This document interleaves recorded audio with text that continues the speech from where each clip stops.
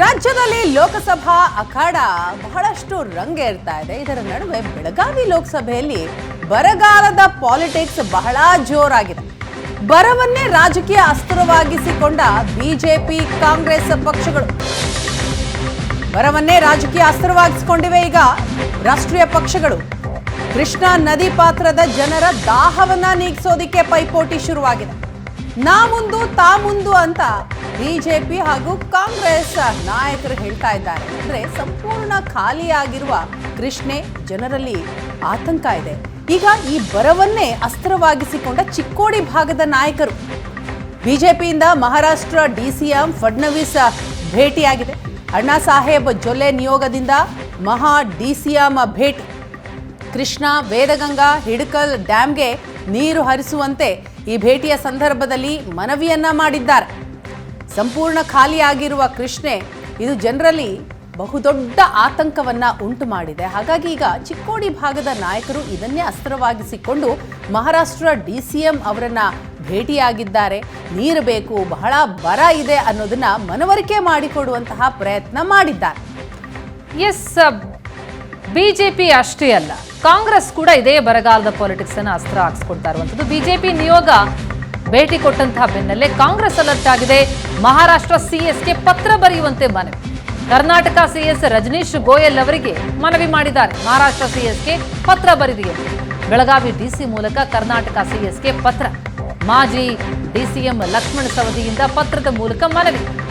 ಲಕ್ಷ್ಮಣ ಸವದಿ ಪ್ರಯತ್ನಕ್ಕೆ ಸರ್ಕಾರ ಮಟ್ಟದಲ್ಲಿ ಒತ್ತಡ ಹಾಕಲಾಗ್ತಾ ಇದೆ. ಸತೀಶ್ ಜಾರಕಿಹೊಳಿ ಮೂಲಕ ಕಾಂಗ್ರೆಸ್ನಿಂದ ಮನವಿ. ರಾಜಕಾರಣ ಬದಿಗೊತ್ತಿ ನೀರು ಹರಿಸಿ ಅಂತ ಒತ್ತಾಯಿಸಿದ.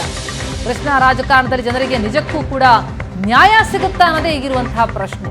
ಚುನಾವಣೆ ಬಂದಂತಹ ಸಂದರ್ಭದಲ್ಲಿ ಸಮಸ್ಯೆಗಳನ್ನ ಬಗೆಹರಿಸುವ ಮನಸ್ಸು ಕೂಡ ಬಹಳ ದೊಡ್ಡದಾಗ್ಬಿಡುತ್ತೆ ರಾಜಕೀಯ ನಾಯಕರುಗಳನ್ನು. ಅದೇ ಈಗ ಬೆಳಗಾವಿಯಲ್ಲೂ ಕಂಡು ಬರ್ತಾ ಇರುವಂಥದ್ದು. ಒಂದು ಕಡೆ ಬಿಜೆಪಿ ಮಹಾರಾಷ್ಟ್ರದ ಡಿಸಿಎಂ ಅವರನ್ನ ಭೇಟಿಯಾಗಿ ಮನವಿಯನ್ನು ಸಲ್ಲಿಸಿದ್ರೆ, ಮತ್ತೊಂದೆಡೆ ಕರ್ನಾಟಕದ ಸಿಎಸ್ ಮೂಲಕ ಮಹಾರಾಷ್ಟ್ರದ ಸಿಎಸ್ಗೆ ಪತ್ರ ಬರೆಸುವಂತಹ ಪ್ರಯತ್ನಕ್ಕೆ ಕಾಂಗ್ರೆಸ್ ಮುಂದಾಗ್ತಾ ಇದೆ. ಈ ರೀತಿ ಬರಗಾಲವನ್ನೇ ಅಸ್ತ್ರವಾಗಿಸ್ಕೊಂಡು ನಾವು ನೀರು ಹರಿಸ್ತೀವಿ ಅನ್ನುವಂತಹ ಪೈಪೋಟಿಗೆ ಎರಡೂ ಪಕ್ಷದ ನಾಯಕರು ಮುಂದಾಗಿದ್ದಾರೆ. ಎಸ್, ಇನ್ನು ಇದೇ ವಿಚಾರಕ್ಕೆ ಸಂಬಂಧಪಟ್ಟ ಹಾಗೆ ಮಾಹಿತಿಯನ್ನ ಕೊಡ್ತಾ ಹೋಗ್ತಾರೆ ನಮ್ಮ ಪ್ರತಿನಿಧಿ ಅನಿಲ್. ಇದೀಗ ನಮ್ಮ ಜೊತೆ ಸಂಪರ್ಕದಲ್ಲಿದ್ದಾರೆ. ಅನಿಲ್, ಲೋಕಸಭೆ ಚುನಾವಣೆಯ ಸಂದರ್ಭದಲ್ಲಿ ಪ್ರಚಾರ ಬಹಳ ದೊಡ್ಡ ಮಟ್ಟದಲ್ಲಿ ಸದ್ದು ಮಾಡುತ್ತೆ. ಆದರೆ ಏನು ಬೆಳಗಾವಿಯಲ್ಲಿ ಈಗ ಬರ ಪಾಲಿಟಿಕ್ಸ್ ಸದ್ದು ಮಾಡ್ತಾ ಇರುವಂಥದ್ದು. ಬಿಜೆಪಿ ಕಾಂಗ್ರೆಸ್ ಎರಡೂ ಪಕ್ಷದಿಂದ ಕೂಡ ಬರ ನೀಗಿಸೋ ನಿಟ್ಟಿನಲ್ಲಿ ಆಗ್ತಾ ಇರುವಂತಹ ಪ್ರಯತ್ನ. ಈ ಪ್ರಯತ್ನದ ಭಾಗವಾಗಿ ಮಹಾರಾಷ್ಟ್ರ ಡಿಸಿಎಂ ಅವರನ್ನು ಕೂಡ ಭೇಟಿಯಾಗಿ ಆಗಿದೆ. ಸೊ ಏನಾದರೂ ರೆಸ್ಪಾನ್ಸ್ ಸಿಕ್ಕಿದೆಯಾ? ಏನು ಹೇಳ್ತಾರೆ ನಾಯಕರು? ಹೌದು, ಇನ್ನು ಬೆಳಗಾವಿಯಲ್ಲಿ ಒಟ್ಟು 2 ಲೋಕಸಭಾ ಕ್ಷೇತ್ರಗಳು ಬರ್ತವೆ. ಬೆಳಗಾವಿಯಿಂದ ಮಾಜಿ ಸಿಎಂ ಜಗದೀಶ್ ಶೆಟ್ಟರ್ ಹಾಗೂ ಸಚಿವೆ ಲಕ್ಷ್ಮೀ ಹೆಬ್ಬಾಳ್ಕರ್ ಪುತ್ರ ಮೃಣಾಲ್ ಹೆಬ್ಬಾಳ್ಕರ್ ಸ್ಪರ್ಧೆಯಿಂದ ಈಗ ಬೆಳಗಾವಿ ಕ್ಷೇತ್ರ ರಾಜ್ಯದ ಹೈ ವೋಲ್ಟೇಜ್ ಕ್ಷೇತ್ರವಾಗಿ ಮಾರ್ಪಟ್ಟರೆ. ಚಿಕ್ಕೋಡಿಯಲ್ಲಿ 2 ಪ್ರಭಾವಿ ರಾಜಕೀಯ ಕುಟುಂಬಗಳ ಕುಟಿಗಳ ಸ್ಪರ್ಧೆಯಿಂದ ಇದೀಗ ಚಿಕ್ಕೋಡಿ ಕಣ ಕೂಡ ರಂಗೇರ್ತಿರುವಂಥದ್ದು. ಅಣ್ಣಾ ಸಾಹೇಬ್ ಜೊಲ್ಲೆ ಮತ್ತೊಂದು ಅವಧಿಗೆ ಅದೃಷ್ಟ ಪರೀಕ್ಷೆಗೆ ಇಳಿದ್ರೆ ಇತ್ತ ಸಚಿವ ಸತೀಶ್ ಜಾರಕಿಹೊಳಿ ಅವರ ಪುತ್ರಿ ಪ್ರಿಯಾಂಕಾ ಜಾರಕಿಹೊಳಿ ಅವರು ಕಾಂಗ್ರೆಸ್ ಅಭ್ಯರ್ಥಿಯಾಗಿರುವಂಥದ್ದು. ಜಾರಕಿಹೊಳಿ ಕುಟುಂಬದ 2ನೇ ತಲೆಮಾರು ಇದೀಗ ರಾಜಕೀಯಕ್ಕೆ ಎಂಟ್ರಿ ಕೊಟ್ಟರೆ ಜೊಲ್ಲೆ 2ನೇ ಬಾರಿಗೆ ಸ್ಪರ್ಧೆಯನ್ನು ಮಾಡ್ತಿರುವಂಥದ್ದು ಬಿಜೆಪಿ ಅಭ್ಯರ್ಥಿಯಾಗಿ. ಹೀಗಾಗಿ ನರೇಂದ್ರ ಮೋದಿ ಅವರು 10 ವರ್ಷದ ಕೆಲಸಗಳನ್ನ ಇಟ್ಕೊಂಡು ಇದೀಗ ಬಿಜೆಪಿ ಅಭ್ಯರ್ಥಿ ಅಣ್ಣಾ ಸಾಹೇಬ್ ಜೊಲ್ಲೆ ಅವರು ಪ್ರಚಾರವನ್ನು ಮಾಡ್ತಾ ಇದ್ರೆ, ಈತ ಕಾಂಗ್ರೆಸ್ನ ರಾಜ್ಯ ಸರ್ಕಾರದ ಪಂಚ ಗ್ಯಾರಂಟಿಗಳನ್ನ ಇಟ್ಕೊಂಡು ಪ್ರಿಯಾಂಕಾ ಜಾರಕಿಹೊಳಿ ಹಾಗೂ ಸತೀಶ್ ಜಾರಕಿಹೊಳಿ ಸೇರಿದಂತೆ ಕಾಂಗ್ರೆಸ್ ನಾಯಕರು ಕ್ಷೇತ್ರದಂತೆ ಸಂಚರಿಸಿ ಪ್ರಚಾರವನ್ನು ಮಾಡ್ತಿದ್ದಾರೆ. ಅವರ ಯೋಜನೆಗಳನ್ನ ಜನರಿಗೆ ಮುಟ್ಟಿಸುವ ಕೆಲಸವನ್ನು ಮಾಡ್ತಿದ್ದಾರೆ. ಈ ಮಧ್ಯೆ ಚಿಕ್ಕೋಡಿ ಲೋಕಸಭಾ ಕ್ಷೇತ್ರದಲ್ಲಿ ಬರದ ಪೊಲಿಟಿಕ್ಸ್ ಕೂಡ ಸಾಕಷ್ಟು ಸದ್ದನ್ನು ಮಾಡ್ತಿರುವಂಥದ್ದು. ಅದರಲ್ಲೂ ಪ್ರಮುಖವಾಗಿ ಚಿಕ್ಕೋಡಿ ಭಾಗದ ಬಹುತೇಕ ವಿಧಾನಸಭಾ ಕ್ಷೇತ್ರಗಳು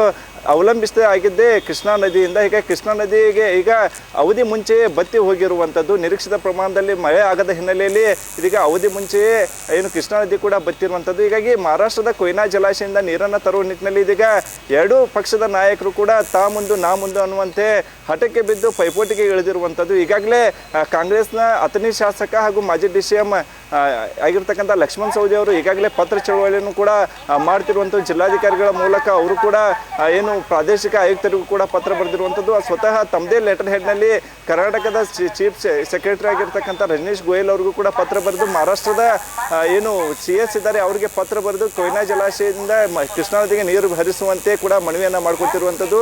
ಮತ್ತೊಂದೆಡೆ BJP ನಿಯೋಗ ಕೂಡ ಈಗ ಇತ್ತೀಚೆಗೆ ಅಷ್ಟೇ ಮಹಾರಾಷ್ಟ್ರದ DCM ದೇವೇಂದ್ರ ಫಡ್ನವೀಸ್ ಅವರನ್ನು ಕೂಡ ಭೇಟಿಯಾಗಿತ್ತು. ಅವರಿಗೆ ಮಾಜಿ ಶಾಸಕ ಶ್ರೀಮಂತ್ ಪಾಟೀಲ್ ಆಗಿರ್ಬೋದು, ನಿಪ್ಪಾಣಿ ಶಾಸಕಿ ಶಶಿಕಲಾ ಜೊಲ್ಲೆ, ಹುಕ್ಕೇರಿ ಶಾಸಕ ನಿಖಿಲ್ ಕತ್ತಿ, ರಾಯಬಾಗ್ ಶಾಸಕ ದುರ್ಯೋಧನ ಐಹೊಳೆ ಕೂಡ ಸಾಕಷ್ಟು ಸಾಥನ್ನು ನೀಡಿದರು. ಆ ಸಂದರ್ಭದಲ್ಲಿ ಕೃಷ್ಣಾ ಭಾಗದ ಸಮಸ್ಯೆ ಸಾಕಷ್ಟು ಇದೆ. ಕೃಷ್ಣಾ ನದಿ ತೀರದ ಜನರ ಸಮಸ್ಯೆ ಸಾಕಷ್ಟು ಇದೆ. ಹೀಗಾಗಿ ನೀವು ನೀರು ಬಿಡಬೇಕು ಅಂತೇಳಿ ಕೂಡ ಆಗ್ರಹವನ್ನು ಮಾಡಿರುವಂಥದ್ದು. ಈಗ ರಾಜ್ಯ ಸರ್ಕಾರದ ಮನವಿಗೆ ಮಹಾರಾಷ್ಟ್ರ ಸರ್ಕಾರ ಅಸ್ತು ಅನ್ನುತ್ತೋ ಅಥವಾ BJP ನಿಯೋಗಕ್ಕೆ ಅಸ್ತು ಅನ್ನುವಂಥದ್ದು ಕುತೂಹಲ ಆದರೆ, ಮತ್ತೊಂದೆಡೆ ಕೃಷ್ಣಾ ಭಾಗದ ರೈತರು ಆದಷ್ಟು ಬೇಗ ನೀವು ರಾಜಕೀಯವನ್ನು ಬದಿಗಿಟ್ಟು ಆದಷ್ಟು ಬೇಗ ನೀರು ಹರಿಸುವಂತೆ ಕೂಡ ಎರಡೂ ರಾಜಕೀಯ ನಾಯಕರು ಕೂಡ ಅವರು ಮನವಿಯನ್ನ ಮಾಡ್ಕೊಂತಿರುವಂಥದ್ದು. ವಿನಾ, thank you so much Anil.